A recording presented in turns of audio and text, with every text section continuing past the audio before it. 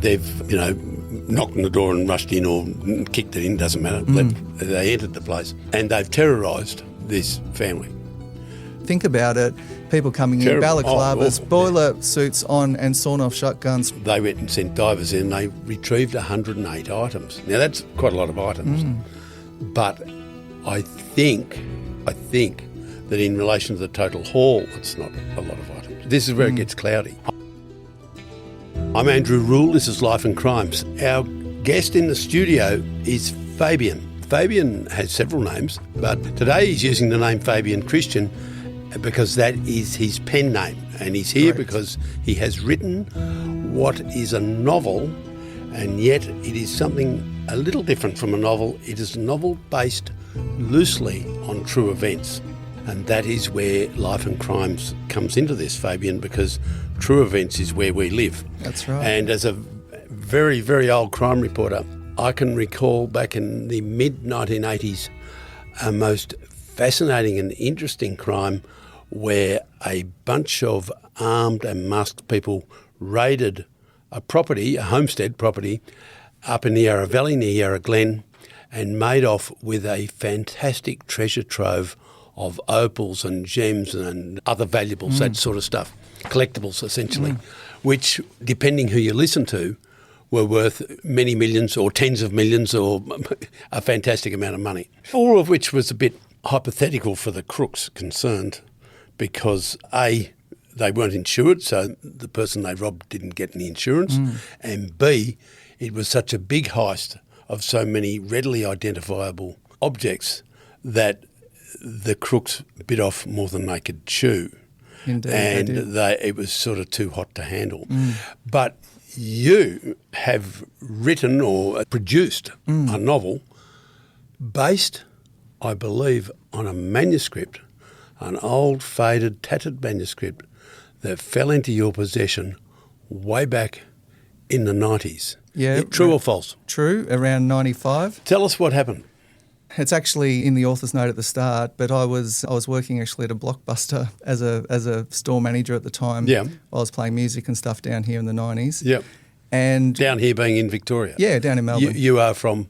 Been in Victoria for since sort of grade 2. So before that I moved around a bit because my father was in the army. But yeah, so obviously in the store we'd get to know customers pretty well. They were in every week, and one particular customer was talking to me about, some of my writing endeavours, so screenplays and whatnot, and just said, I've got an old manuscript. Would you be interested in having a look at it, writing a screenplay? The guy who wrote it wants to see it on the big screen. I said, yeah, no problems. Give us a look at it. So, I ended up with it in my hands. This is where, St Kilda? No, this was actually in Mount Waverley. Mount Waverley? Yeah. You were the Quentin Tarantino of Mount Waverley. And you were the kid in the video store who thought, I'm going to write one and go to Hollywood. That's right. Good on you. Yeah, didn't quite work out that way. No, so you've got to try. That's right. So I wrote a rough screenplay, and then basically it went into storage, both the manuscript and my screenplay, for years, because we're talking about 30 years ago now. Yes. You don't look that old. Oh, thank you. You must have been just a teenager. I was about 20, so yeah. But only 5 years ago, my partner and now wife, Adriana, whom I've met at a literary festival. You did. I told her all about it, and she, being a lover of Australian, novels and crime and all that sort of stuff, said, give us a look at the screenplay, what have you got? And really encouraged me to actually get about writing the story. Right, good. So the story was written by the crook who ended up in this heist that you just mentioned. So we're talking here, in the real world, we're talking about a man called Leon O'Gary. Correct. And this is where our paths collide. He or a messenger from him, someone known to him, has turned up at your store 30 years ago with this manuscript. Around that same time, this is about the time just after O'Gary got out of jail for this particular crime, he was buzzing around Melbourne talking to people like me, crime reporters, looking to promote himself. It was in the mid-90s, actually, early to mid-90s. I was in the news a bit with producing books and, the chopper books and so on. So the crooks would sort of all queue up saying, I've got a story too, don't worry about Chopper Read, look at me. Mine's better. Mine's better, and as they all do. And he was certainly at the top of a short list of people doing that. And I can recall, because it was quite an unusual name, Leon O'Garry. O'Garry or O'Garry, yeah. It's an easy name to remember and it sticks in the mind. So when you've produced your book, which you showed me at a literary festival recently, I was instantly remembered that and was quite fascinated by it and turned to the robbery section where they robbed the property at Yarra Glen because that probably is one of the largest robberies in Australian history in a sense. If you estimate the value of the opals and things. It is. It's a very big one. And to be so unknown is fascinating, I think, because the newspapers at the time were talking about 15 million, others were talking about 30 million, and in today's value, it's crazy. Off the scale. Yep. A bit hypothetical in the sense that sort of stuff, it establishes its value at auction, and anything at auction is only what somebody will pay for it. And what it might be worth on the open market in the international market is rather different from what you can get for it in Australia, and especially get for it on the black market in Australia. Well, that's right. When you might get 10% of its... And the story actually says that when he finally gets to that point with Frankie the Fence, as the character's known, getting rid of it quickly meant it wasn't going to get what it was really worth. We are going to take our listeners back to the start now and explain exactly what happened so they don't get confused. So you can tell us what went on. We're talking about Thursday night, 24th of October, 1985. It's, 10 days out from the Melbourne Cup. It's that time of year. It's late spring. The Yarra Valley would be looking lovely, be all green and beautiful. The Lang family have moved there not many years earlier, I would suggest. Hadn't been there long, I don't think. And this is a middle-aged man, a man around 60, 61, called Jeff Burt Lang, I think he's Jeff Burt Lang. His middle name was Burt. His much younger wife, Sandra, was around 40. They had 4 children, aged between 2 and 10 or nearly 11. And they were living there, having moved there from Hawthorn. Mr. Lang was, I don't know if he was a recluse, but he'd made apparently a lot of money running a chain of all-night pharmacies around inner Melbourne, and clearly was quite a wealthy man. And he'd sold a big house in Hawthorn for pretty big money, and he'd gone up there and bought this property for what at the time was regarded as a fair bit of money, 80-hectare property, I think, which is, in the Yarra Valleys, decent size. Decent size. Had a Rolls Royce in the garage as well as a lot of other stuff. Was clearly that sort of collector person that would like having an old Rolls Royce. He loved beautiful things. They are sitting at home on that Thursday night at 10:30. The kids are in bed. Mr. and Mrs. Lang watching television. What happened? Well, Leon and his associates had crafted a plan, and according to that original manuscript, which I'd kept the thread going in that screenplay, had been a tip-off from someone who Leon had been living with and was part of the group that eventually went to court about this. Right.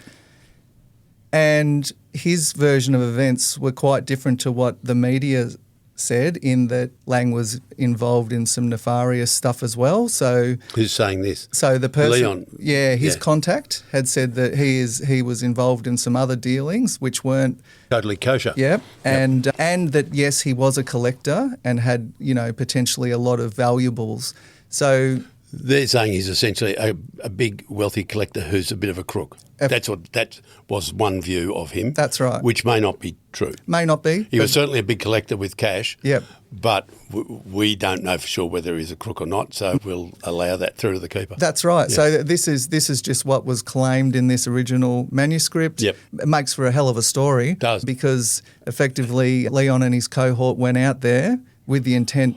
White knights almost. Yep. Yeah, they were squaring up for the little guy, were they? Yeah. Yeah, well, Leon was also on a bit of a vendetta himself with, against the crooked cops and some of the drug trade that was going on in St Kilda. So he kind of lined it up that this was a bit of a, have your cake and eat it too. So a chance to take someone down who was up to no good and apparently had a lot of collectible stuff that he could actually make some money off. Do you believe, as the police seemed to, that gang, the locust gang, or for want of a better word, a better phrase, also known as the collector gang or something, that they had pulled, a dozen other raids over the previous couple of years, 16 raids or something.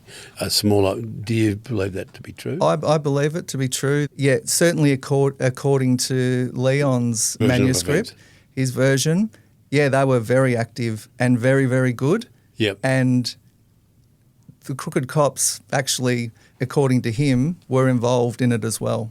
So as in getting a cut from some of his jobs. Now, does that shock you? Well, I think it was pretty well known. There was a lot of corruption around in the 80s, and there was a Royal Commission in the early 90s, I think. You'd know probably better than me with Vic Pole, but there was definitely a bit of a clean out after this. I think St Kilda and Prahran, notably, but also some other places, probably Collingwood, probably Fitzroy, probably Footscray, that there was a lot went on, but particularly St Kilda in those days. The police used to call it the St Kilda Police Force. The joke was it was its own municipality. They ran things their own way. Yeah. And it was a hotbed of corruption. And I think that spilled over into Prahran and Windsor and all that. Well, a lot of this novel is centred on the streets of St Kilda in the 80s. So it's kind of got a nostalgic feel about it now as well. Totally. Yeah, because St Kilda did change a lot in that 40 years. It has a lot, yeah. So, back to your question. Yeah. They went there with intent for sure. And they went in and they did the job. So they've gone in at 10:30 at night. They've, knocked on the door and rushed in or kicked it in, doesn't matter. They entered the place and they've terrorised this family. Mr. Lang is 61, I think. He was home from hospital with a heart thing, an angina or something. He was just home on leave from the hospital. His wife's 40. She's a youngish mother of 4 kids. Lang must have had a bit of go about him. He refused to open the safe. But his wife was terrified, particularly because a couple of the crooks clearly knew the names of the kids. I think one of the raiders was a woman. They were all wearing the same sort of gear, but I think one of the raiders was a woman. And she knew the names of the kids, which was chilling to the mother. And said, I'll go up and get Candy K, I think her name was, the oldest girl, or little Opal. Would you believe they had a child called Opal? And so the crooks go up and drag the 10-year-old out of bed and bring her down and say to the parents, if you don't open the safe, we'll blow her brains out and we'll blow all their brains out one by one in front of you until you open the safe. Now, whether they would actually do that is another thing, but they said it.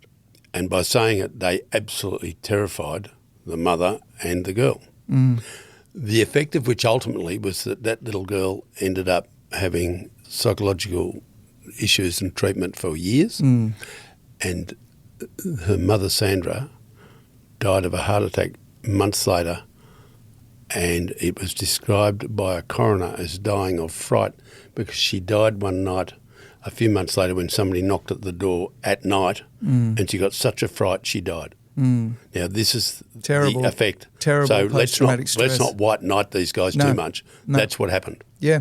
It destroyed that family. Yeah.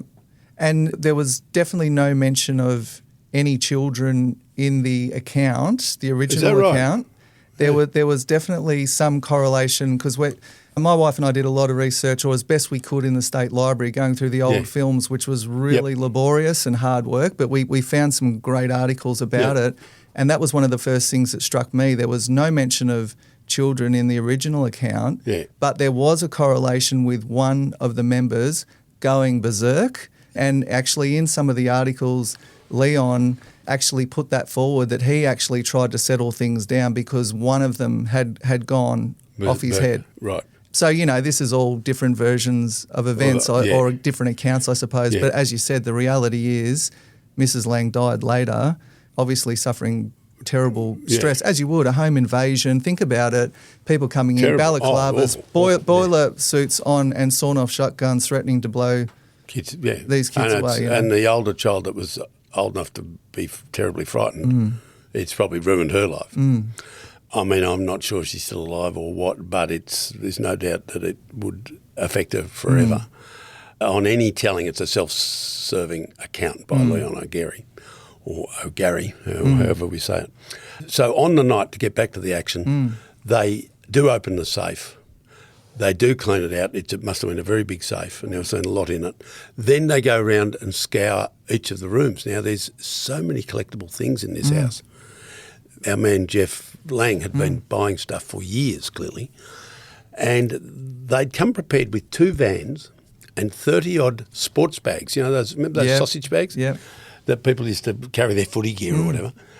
And they filled them. They filled all these bags and filled 2 vans with stuff. Now, this is opals, this is diamonds, this is also ivory, figurines, all sorts of stuff. A couple of solid gold statues, which were the real thing. The real value, the real thing. Which, you know, just on weight of gold, worth money. Then they vanish. First of all, they yank all the landline days, of course. They've cut the phones, pulled them out, and they've slashed all the tyres of the cars there. They did, yep. And Jeff Lang ends up driving one of those cars on the flat tyres to get help from neighbours. By this time, all or some of the robbers have gathered at some venue in Eltham, which is not that far away. No.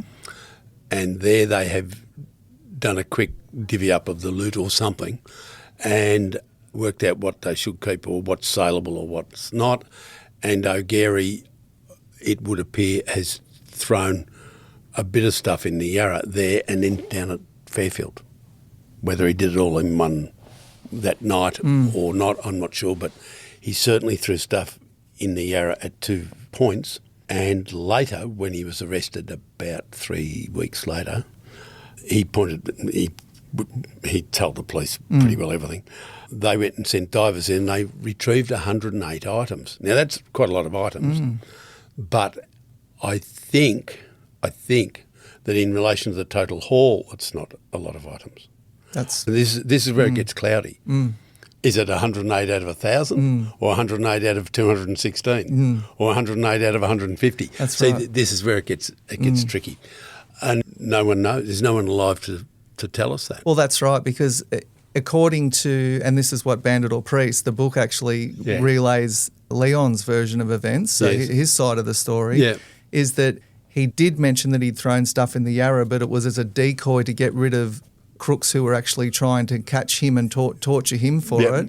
And then he goes on to claim that he actually buried most of it down the coast, which I assume would be down Wonthaggi way from where the family... Hard to know. Yeah. Well, hard to know whether it's a true story or a throw-off.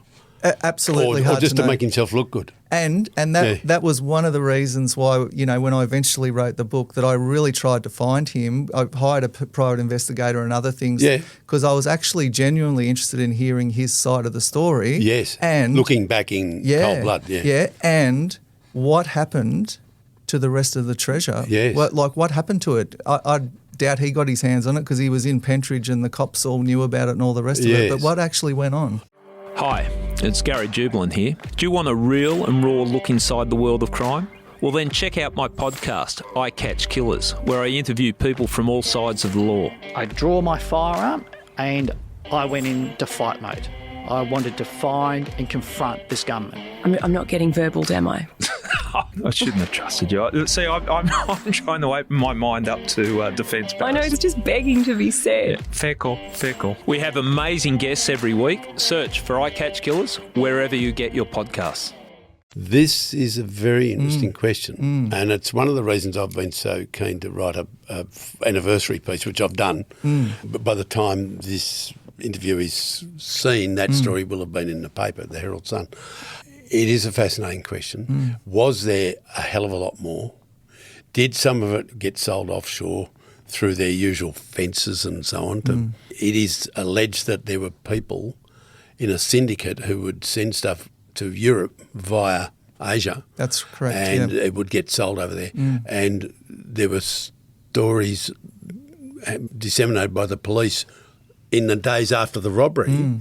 The head of the armed robbery squad was briefing crime reporters and saying, look, early this year we tipped off Amsterdam police, you know, the Dutch police, about a Renoir painting worth $1 million. A lot of money in those days, $1 million bucks. It was 2 houses in Toorak, $1 million back then, which what's that now? Might be 40 million, 50 million, a lot of money. tipped them off that there was a Renoir coming in, and the Dutch police arrested 4 men and retrieved the painting. And so clearly there was some sort of network that the police knew about. And it would appear that this locust gang stuff some of it had been sent offshore before. Now the question is, did that happen in this case at all? Or was the stuff, buried and sort of lost, or buried and dug up by other crooks somehow because they got to Leon, or buried and dug up by bent police who'd got to Leon? These are the questions. That's where my mind goes, and that's always been my gut feel. When with or without finding Leon and verifying anything, I've got a really good thread for a sequel just based on what could have been. Totally. Yeah. It's a very interesting question. And you can see the potential for this story to make a version of it to make a good streamer. Absolutely. A drama. Yeah. You could elongate it, and you could it could be episodic. It's a good action story with lots of a cast full of interesting heads. The old crook, the young crook, the young pregnant crook, the married couple, father and daughter thing. The bent cops in the 80s. Wonderful. It's just amazing. And it's actually written that way. So I broke it into 4 sort of main chunks. So the first part's sort of his early life and moving to Melbourne. Then the next part is kind of he gets mentored by another criminal. Then the locust gang happens, and then obviously he's got his crusade against some of the dealers and the bent cops that he legitimately goes after some of these people. And then, of course, it all spirals downwards as crime usually does, Andrew. It does, It ends badly for nearly everybody. Leon, interesting character. I did speak to his former sister-in-law. Well, no, I suppose it is his sister-in-law, really. She still is. And she said, look, he was a fantasist, really. He always put the best spin on things to make himself look good or better or smarter, and which makes you wonder about there's no doubt that his manuscript will be self-serving. It'll cast himself in a better light than, even the absence of the children from it. He doesn't want to write something where they're robbing a house with 4 kids in it, because that would look bad. Yeah. And, crooks in jail will beat you for that. That's right. Because they want to make themselves look better than the other guy. And it's interesting his comments while it was at court that he had tried to settle the situation and had I think he said it in one of the articles that he'd actually grabbed one of the kids and even sort of perhaps he did. It's possible he did. He might have. Although Mr. Lang didn't seem to think so. He pointed at him and said he leapt up while he was in the box and said, that's him, that's the man that killed my wife. Or, he did. You're a rat. That's right, So you're a rat. It didn't sound as if he thought he'd been kind to the kids, but anyway. That's what's fascinating though, because the story in the book, Leon's view of Lang is the opposite to what was actually put out in the newspapers as well. Sorry, explain that. So his version of Lang, or known as the doctor, the pharmacist in the book, is completely, it's not the poor family man that was terrorised. It was an absolute criminal according to Leon. It could all be versions of the truth. It could be, or somewhere in the middle, who knows? Well, crooks can have families. Well, they do. And love them. And Yeah. So let's look at this. We've got a man that none of us know anything about really, and that is Jeff Lang. Jeff Lang apparently owned a series of, overnight, all-night pharmacies, which is nothing wrong with that. Good idea. That's like, being first with Kentucky Fried Chicken. That's a thing, you know.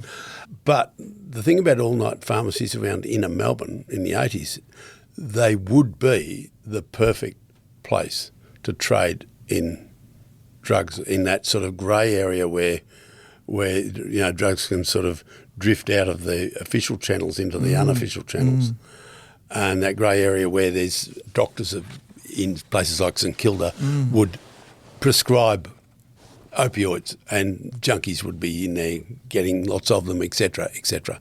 It'd be a great way to distribute illicit drugs via under the counter at such a place. Absolutely. I mean, in St Kilda had hamburger shops where you could buy heroin in the hamburger. Yeah. You'd say, I'll have one of the $100 hamburgers. And they go, with the lot. And that's what you'd get in it. It was the heroin. Got the lot. So this would be an obvious thing to do, and it makes a lot of sense. And there'd be no doubt that the bent coppers who then ran St Kilda would be in on it and taking a cut. Yeah. And it might be a reason why the police were so hot on the trail, and because it's burnt their man. Yes. And perhaps.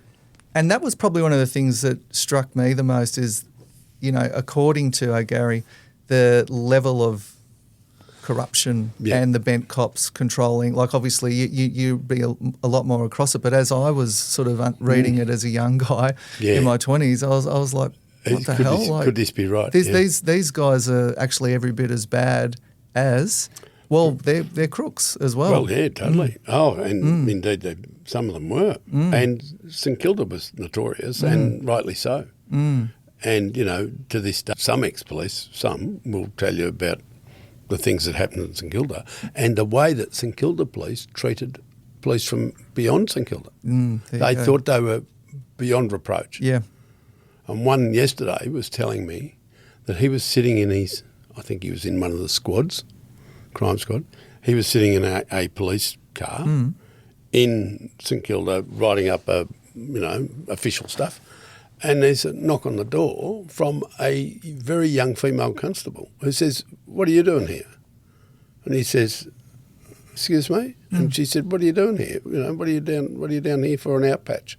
And he was there on, squad business, whether it could have been homicide squad or whatever it was. And he said, "I'll talk to you over in your divvy van in a minute."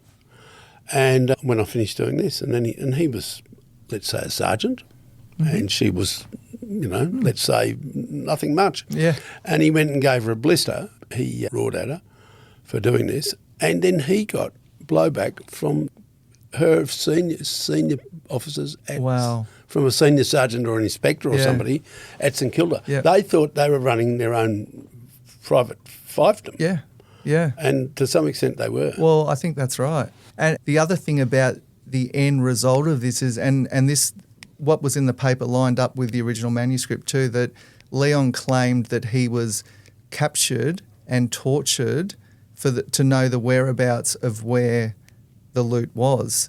And it's actually in the paper, a couple of the detectives were questioned about it and said, yeah, he made that allegation, but we never followed it up because we didn't believe it. Yeah. Roundabout. Yeah. So, but I find those correlations interesting because what was in the newspaper is actually, what he'd spoken about. There's no doubt that sort of stuff went on. And that even if, Leon is a self-centred, narcissistic, lying, self-justifying crook, that doesn't mean that the bent coppers weren't the same thing. That's right. It was just a big snake pit, and the biggest snake eats the others.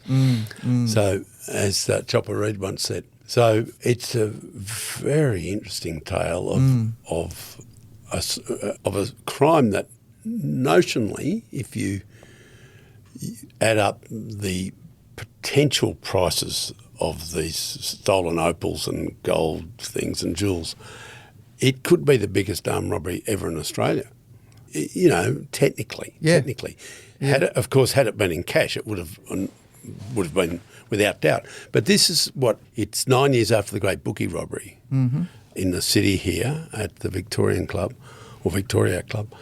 and it netted, no one really knows, but several million. It might have been 3 and it might have been 5, but whatever. It gets inflated too much, but in cash. Yeah, cold hard mostly cash. Cold hard cash, and that was a very big robbery. But this one, if it's all true about how much of the stuff there was, it was bigger. So it's an astonishing thing. It is, and I think it's another reason why, as you said, it'd be great. It'd be great for the story itself even to get on the screen because it really is part of Australian or Melbourne crime history. It is. Because something this size, it had never happened and wouldn't happen again. Wonderful story to use as a basis for somebody like you, this doctor or pharmacist or whoever it might be, the bent businessman type, who's a sort of a shadowy figure and a bit of a foot in both camps. Indeed. That is it's a very productive. You know, it's the sort of characters that we see in British dramas, aren't they? Absolutely. Where they're sort of not all white and not all black. Yeah, I think that's what, you know, a lot of us love about true crime and the Melbourne and St Kilda and King's Cross is that it's got its own character about it because it's Australian. Yeah, you know, totally. We've got the European, obviously, ancestry and very hard people. Like these people were hard nuts and the cops as well. Like there was no mucking around. No, it's good stuff.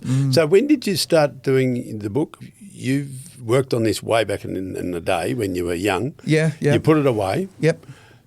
And when your partner, Adriana, you've had another look at it just a few years ago. Yeah, the screenplay. During COVID, perhaps. That's right, it was. So, just before we started, but it was about 5 years ago. Right. And the book came out a little while ago now, so it's got a distribution, so it's available sort of pretty easily if you search for it online. Some of the good old readings in Melbourne have stocked it and supported it, which is great. But yeah, so 5 years ago, started to work on it. It was a couple of solid years of work and, ended up with a good product. It's called Bandit or Priest? That's right, Bandit or Priest. And my question to you is, could it easily be called Bandit or Bent Cop? Yeah, yeah, well... About who took the money. That's right. Yeah, and that's I think that's the interesting thing, Bandit or Priest, with a lot of these guys. Like you said, a lot of these crooks were, you know, they had some of them, sounds weird to say, but they were still good family people, and there was a kind of a code of conduct with the crooks from those days. Some of them. Some of them. Yeah, of course, there were extremes as well, but, you know. Yeah, no, there was. And they were a hard old lot, and some of them had their good points, although perhaps not quite as many as people like to think. I suspect I've noticed it with crooks, they always want to look down on someone else. Well, you know, you might think I'm bad, but I'll tell you what, I'm not bad. I'm not a sex offender like that bloke. You know, because I'm better than that. So they all want to point at somebody else, when in fact a lot of them are rapists. A lot of them are. You know, if you go into their history, the actual rap sheet, it doesn't actually bear out the way they talk. They talk a big talk. And a lot of them have got very patchy records in every way. Aberrant behaviour is aberrant behaviour, you know. Well, yeah, I mean, and to get on that side of the law or that sort of underworld, you know, there's some pretty shady behaviour happening, isn't there? Yeah, there's but there is you mentioned earlier about the collectors gang and the locust gang and their history of the dozen or more, you know, big jobs that they did, and it certainly is a thread throughout the book. So a cast of different characters that he pulled into jobs along the way. And as I said earlier too, that very much the St Kilda cops had their hands in his pocket, much to his disgust, according to Leon, that this was just a constant theme. Either he paid him or he would be put out of business permanently. So, no doubt about it. Yeah, so the Locust Gang, known as that because they went in there and they cleaned absolutely everything out. Yeah, like a plague of locusts. It does appear that while they were doing relatively low-profile jobs, even though they were big paintings or whatever, that they weren't jobs that got big headlines because the people who were robbed weren't particularly keen on headlines, because it made them look foolish, and also it means they could be targeted again some other time. But this time they'd overstepped the mark. It was big, it was violent, it involved children, and we think, you and I think, that probably the target was someone who thought he had some sort of police protection or tie-up. Yes. So all of those things went against the crooks in this instance. Yep. Yeah, and that's the fascinating part of as the story unfolds. It is just a nightmare that just gets from bad to worse to worse to worse for him, including the recount of the torture that happened when he was caught by this other rival I read group. It last night. There's no doubt that would happen. Oh. You know, if you've stolen lots and lots of millions and they send heavies after you, they're certainly going to give you a horrible bashing to try and get it back. I guess the other interesting thing earlier on in the book, it recounts the story of a heist done at the Melbourne airport. So It's a little bit harder to find information on, though, because it was done in the 70s. Yep. But, he was eventually caught for that as well and retold the story that he did 7 years hard time in Pentridge. Over a heist at Melbourne Airport. That's correct, yes. So that one, because I didn't have any specific dates as opposed to the second, the big job at Yarra Glen, that one would have been like literally for me a needle in the haystack at the State Library, because you're literally searching via kind of dates with those old reels. So, right. But the reality is, he did hard time for that one as well, 7 years, and that was kind of the early genesis of the Locust gang itself. Was Was that money being transported? Was it money being moved from a crate full of money being transported from Melbourne to somewhere? Or what was it? According to him, it was coming into Melbourne from Singapore, and it was cash and diamonds. Cash and diamonds? Yeah. Okay. And must have been inside information about it. It was inside information again. He knew exactly where to go, what day it was, what the flight number was. He was very much tipped off about it. Okay. And they were caught. One of his cohorts ended up talking, and they got onto it, and eventually he got put away. And the lesson here is, if you're going to be a crook, never talk. Never talk, that's right. Say nothing. And careful of who you bring into these jobs. Yeah, if two people know a secret, it's not a secret. Yeah. And on that note, we shall end this episode. We look forward to seeing the sequel to Bandit or Priest. Absolutely. And we'll do it again. All right. Thank you, Fabian Christian. Thanks for having me, Andrew. Whose real name shall remain a mystery. Cheers.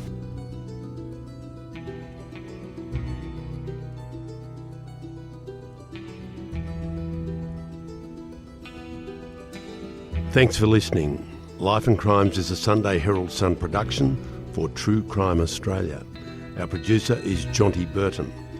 For my columns, features and more, go to heraldsun.com.au/Andrew Rule, one word. For advertising inquiries, go to newspodcastssold@news.com.au. That is all one word, newspodcastssold. And if you want further information about this episode, links are in the description.